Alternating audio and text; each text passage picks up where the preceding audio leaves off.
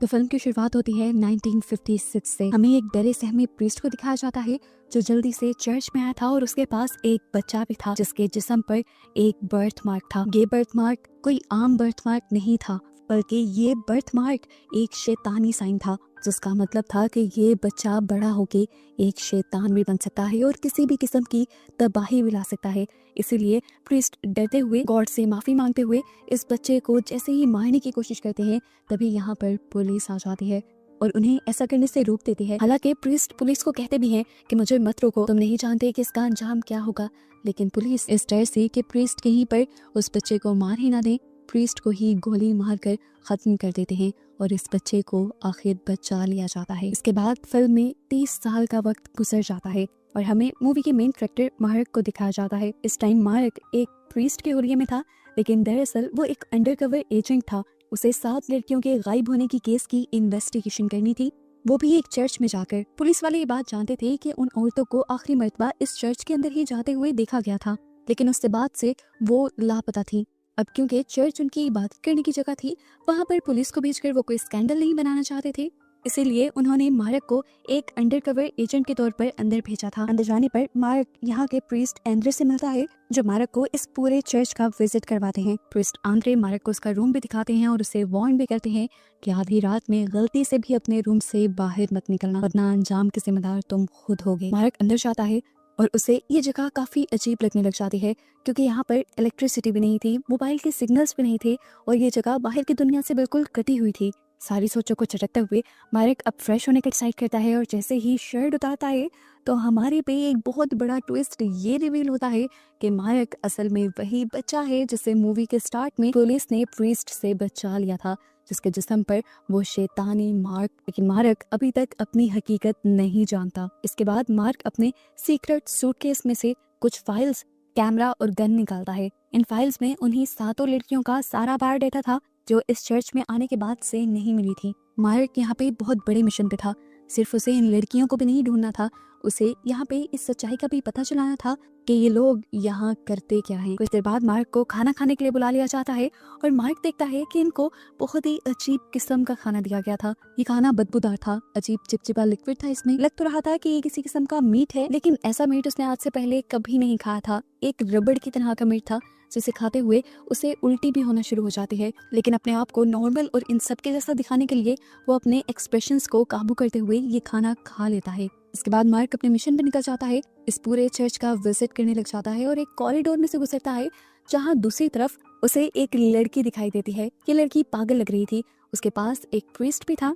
कुछ देर बाद मार्क के साथ साथ सभी नए प्रीस्ट को यहाँ पर बुलाया जाता है और बताया जाता है कि ये लोग इस चर्च में ऐसे लोगों का एग्जॉर्सिज्म करते हैं जिनके पीछे डीमन पड़ चुके होते हैं। मार्क ने पहले जो पागल लड़की देखी थी, इन प्रीस्ट के अकॉर्डिंग वो डीमन के पोजेशन में थी, उसके ऊपर डीमन का कब्जा था और उसी का इलाज करने के लिए अब इन लोगों को एग्जॉर्सिज्म करना था। प्रीस्ट एंड्रे मार्क को एक रूम में लेकर जाते हैं जहाँ पर वो एक लड़की का एग्जॉर्सिज्म करने वाले थे। लड़की को एक बेड से बांधा गया था और यहाँ पर बहुत सारी कैंडल्स भी जलाई गई थी। इन सबके वहाँ जाते ही ये लड़की अजीबोगरीब हरकतें करने लग जाती है, उसकी आवाज बदल जाती है, भयानक हो जाती है, उसका बेड हिलने लग जाता है और यहाँ चारों तरफ एक अजीब किस्म का सन्नाटा फैल जाता है। एक प्रीस्ट इन सारी चीजों को रिकॉर्ड भी कर रहा था। मार्क इनसे जब पूछता है कि आप इन चीजों को रिकॉर्ड क्यों कर रहे हैं, तो वो कहते हैं कि हमें अपनी बड़ी चर्च को बताना होता है कि हम यहाँ पर क्या क्या करते हैं। फाइनली एग्जॉर्सिज्म स्टार्ट हो जाता है। एक प्रीस्ट यहाँ पर कुछ इंचेंटिंग्स पढ़ने लग जाते हैं और एकदम से उनके हाथ में पकड़ा हुआ क्रॉसिफिक्स आग से जल जाता है, लेकिन वो अपने एक्सप्रेशन नहीं बदलते, अपने ऊपर काबू रखते हुए वो अपना एग्जॉर्सिज्म करते रहते हैं। वो लड़की और भी ज्यादा तड़पने लग जाती है और आखिर तड़प तड़प कर एकदम से वो नीचे गिर जाती है। पता चलता है कि एग्जॉर्सिज्म खत्म हो गया है और इसके ऊपर जो डीमन था वो भी अब इसके अंदर से निकल चुका था। इस टाइम जो कुछ भी मार्क ने देखा था वो इससे बहुत ज्यादा डिस्टर्ब हो गया था। ऐसी कोई भी चीज उसे पहले पता ही नहीं थी। अब तो उसके साथ भी अजीबो गरीब हरकतें होना शुरू हो गई थी इसी चर्च के अंदर। वो जब अपने रूम में जाकर अपने मिरर को टच करता है तो उसके टच करने से ही उसका मिरर क्रैक हो जाता है और मिरर के पीछे से उसे खौफनाक आवाजें सुनाई देती हैं और उसे इस चर्च से एक अजीब किस्म का कनेक्शन फील होने लगता है। खैर मार्क अपने दिमाग से इन सारे ख्यालों को निकालता है और अपने आप को याद दिलवाता है कि वो एक मिशन पे यहाँ आया था, लेकिन वो अपने मिशन पर काम ही नहीं कर पा रहा था क्योंकि इस चर्च के सभी लोगों की रूटीन बहुत ही अजीबोगरीब। अगले दिन दोबारा मार्क के साथ साथ सभी लोगों को वही बदबूदार खाना पेश किया जाता है। मार्क तो किसी तरह करके उसे खा रहा था, लेकिन आज जो एक नया प्रीस्ट यहाँ पे आया था वो उसको खाने में नाकाम था। वो रोने लग गया था। इससे पहले कि वो खाना छोड़कर यहाँ से चला जाता, पीछे खड़ा हुआ प्रीस्ट उसके कान में पता नहीं क्या कहता है कि वो लड़का दोबारा चुप करके उस खाने को खा लेता है। खाने के बाद मार्क जब रूम में गया तो उसे आज सच में उल्टी हो गई। उसको दांत में भी शदीद दर्द हो रहा था। उसने जब मुंह में हाथ डालकर अपने दांत को चेक करने की कोशिश की तो उसका दांत उसके हाथ में आ गया और उसने जब दांत को बाहर निकाल कर देखा तो एकदम से उसके दांत से एक बग निकल कर उड़ गई। इस चीज ने तो मार्क को बुरी तरह डरा दिया था और अब मार्क को ये बात 100% कंफर्म हो गई थी कि यहाँ पर उनके खाने के साथ तो कुछ ना कुछ गड़बड़ है। खैर रात हो जाती है और मार्क अपने मिशन पर चला जाता है। वो प्रीस्ट आंद्रे के रूम के अंदर जाता है जहाँ पर उसे एक हिडन कंपार्टमेंट मिल जाता है। इस हिडन कंपार्टमेंट में कोई भी ऐसी चीज नहीं थी जिसे रिलीजियस कहा जा सके या जो इबादत में काम आ सके। यहाँ पर बहुत सारा अल्कोहल था, अजीब वीडियोस की डीवीडीज थी और उन एग्जॉर्सिज्म की वीडियो भी थी जो ये लोग बनाया करते थे। इन वीडियोस को देखने पर मार्क को ये बात पता चल जाती है कि ये वीडियोस ओरिजिनल नहीं है, बल्कि ये सिर्फ स्टेज परफॉर्मेंसेस हैं, नकली मन घड़त वीडियोस हैं जो लोगों को दिखाने के लिए और उनको बेवकूफ बनाने के लिए बनाई गई हैं। यहाँ इन लोगों का ये पोल तो खुल जाता है कि ये लोग असल में कोई प्रीस्ट है ही नहीं। अब मार्क उसी रूम में जाता है जहाँ पर वो एग्जॉर्सिज्म किया गया था। वो देखता है कि जिस क्रॉसिफिक्स में एकदम से आग लग गई थी वो क्रॉसिफिक्स असल में एक लाइटर था और उस दिन आग एक बटन चलाने पर लगी थी। जो बेड हिल रहा था उसके नीचे भी एक वाइब्रेटर लगाया गया था। यहाँ रूम में अजीबोगरीब आवाजों का आना एक टेप रिकॉर्डिंग थी। और रही बात लड़की की, तो वो लड़की ड्रामा नहीं कर रही थी, वो तो इन लोगों की विक्टिम थी जिसको इन लोगों ने अजीब किस्म की ड्रग्स दी हुई थी और उसी ड्रग्स की वजह से वो ऐसी हरकतें कर रही थी और उसी ड्रग का इंजेक्शन मार्क को बेड के नीचे से मिल भी जाता है। खैर अब अगली सुबह हो जाते हैं। ये लोग अपने रूटीन के मुताबिक चर्च में इकट्ठा होते हैं। यहाँ पर इन सबको प्रेयर्स करनी थी। आज प्रेयर करने की टर्न मार्क की थी। मार्क इंग्लिश में प्रेयर करता है तो ये सब उसे लैटिन में प्रेयर करने को कहते हैं और फिर उसे साइड पर भेजकर यहाँ पर प्रेयर्स की जगह कुछ और ही पढ़ा जाने लगता है। दोबारा खाने के लिए उन्हें वही बदबूदार गोश्त दिया जाता है जिसे आज तो खाने पर उसे पहली बार में ही उल्टी हो गई थी। आज वो पूरी तरह समझ गया था कि ये चर्च कोई आम चर्च नहीं है, ये झांसा है और उसे लगता है कि यहाँ पर उसकी जान को भी खतरा हो सकता है। इसीलिए वो यहाँ पर उन सारी फाइल्स को जला देता है जिससे ये पता चल सके कि वो यहाँ किसी चीज़ की इन्वेस्टिगेशन करने आया था। अपनी गन और कैमरा लेते हुए वो यहाँ से भागने की तैयारी करता है।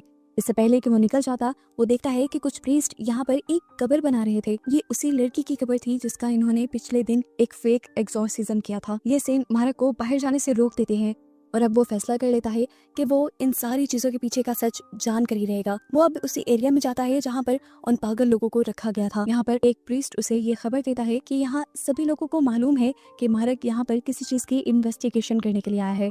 ये प्रीस्ट उसे बताता है कि मैं जान गया हूँ कि तुम यहाँ से भागने की अब कोशिश करोगे, लेकिन यहाँ से भागना इतना भी आसान नहीं, क्योंकि मैं भी यहाँ पर तुम्हारी ही तरह इन लोगों की बातों के झांसों में आ गया था। लेकिन फिर मैंने यहाँ से बहुत भागने की कोशिश की लेकिन आज तक भाग नहीं पाया। अब जब मार्क देखता है कि ये आदमी उसके साथ हमदर्द है और उसके बारे में इतना कुछ जानता है तो मार्क खुद भी उसे अपनी सारी सच्चाई बताने लग जाता है।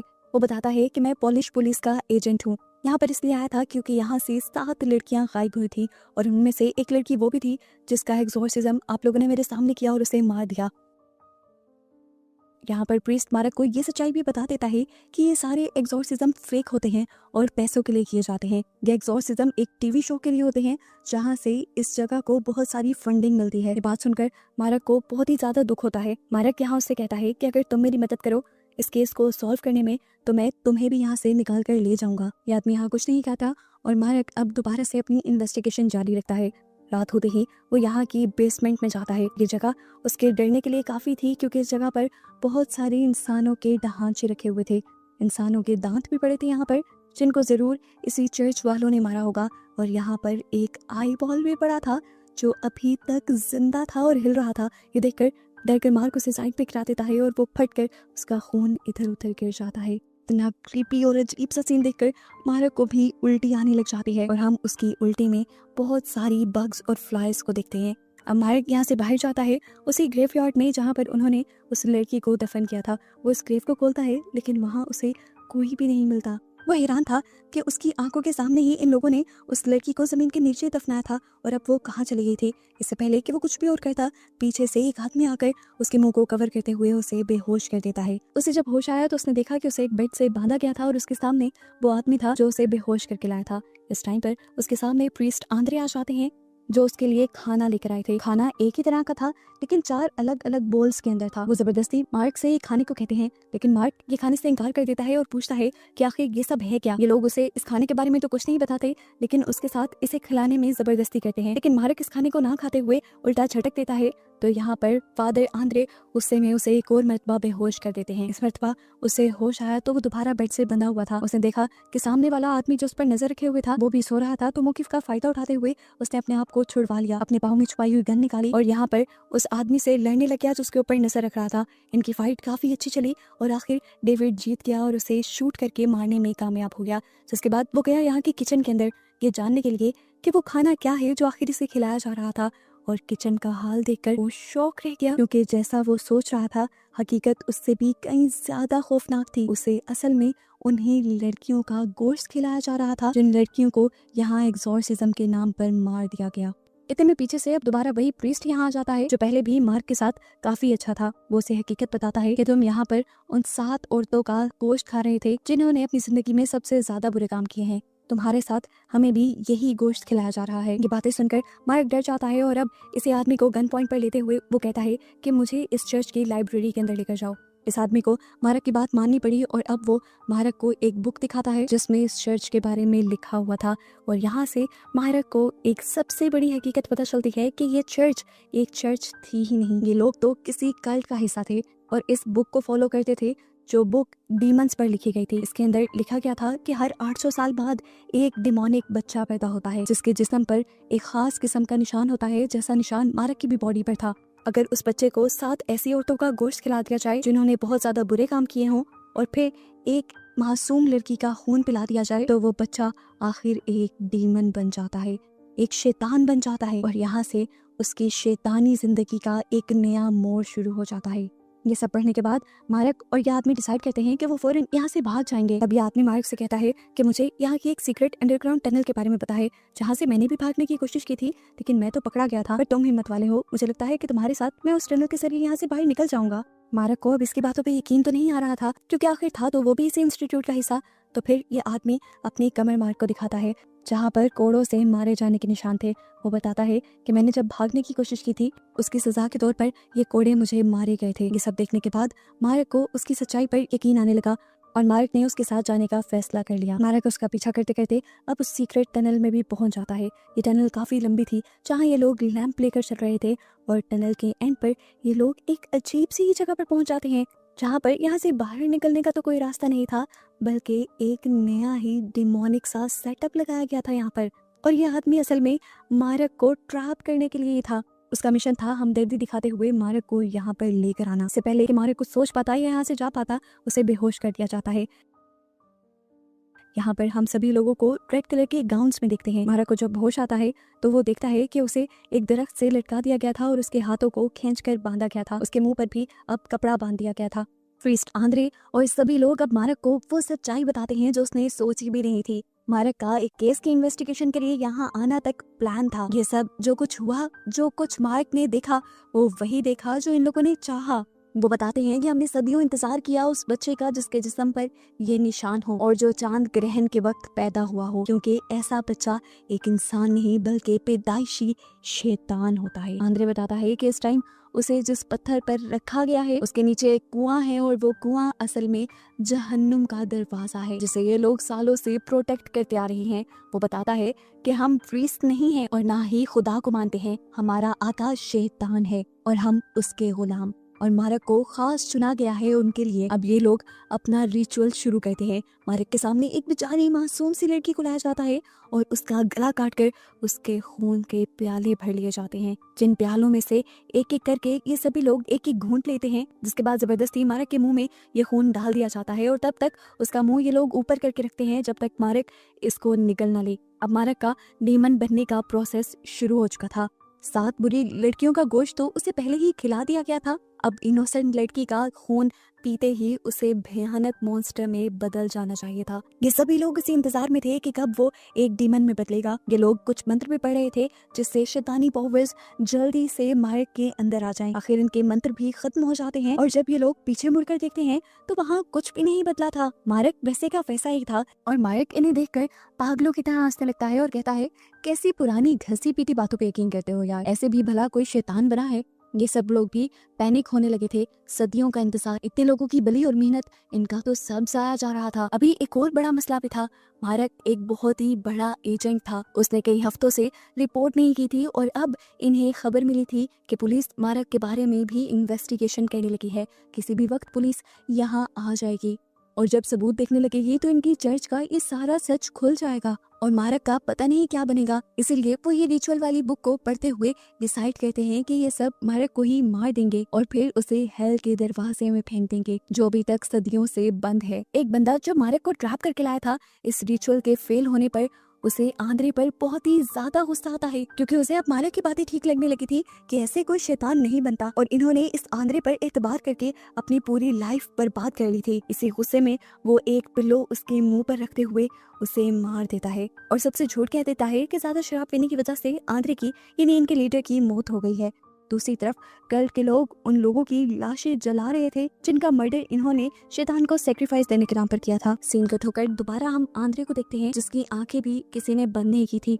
सभी उसके मौत का तमाशा देख रहे थे और अचानक से उसकी आंखों के सामने यहाँ पर एक क्रूसीफिक्स उल्टा हो जाता है, जिसके बाद एक मक्खी उसके जिस्म पर बैठकर उस कुएं की तरफ जाती है जिसको ये हेल का दरवाजा कह रहे थे, जहाँ इन्होंने मारक को फेंक दिया था। वो मक्खी मारक की बॉडी में चली जाती है। उसकी मरी हुई बॉडी को झटका लगता है और यहाँ एकदम से उसकी आंख खुल जाती है। अब उसकी बॉडी अजीब तरह से मुड़ने भी लगी थी। उसकी बॉडी के कई हिस्से बदलने लगे थे।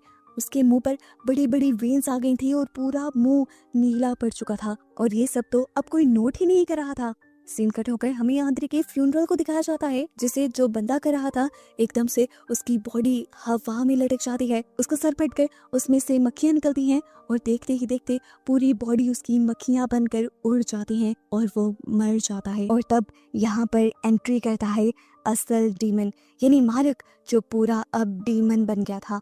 इनका रिचुअल गलत नहीं था, बस ये इंतजार ना कर पाए। मारक को देखकर जितने भी लोग डर कर यहाँ से भागने की कोशिश करते हैं वो सबको उल्टा लटका देता है, उल्टे क्रूसीफिक्स की तरह। जिसके बाद हमें बाहर का माहौल दिखाया जाता है जहाँ अब काले बादल छा चुके थे और साफ जाहिर था कि अब दुनिया को इस शैतान की तबाही से रोका नहीं जा सकता। और बस यही सब दिखाते हुए ये मूवी यहाँ पर खत्म हो जाती है।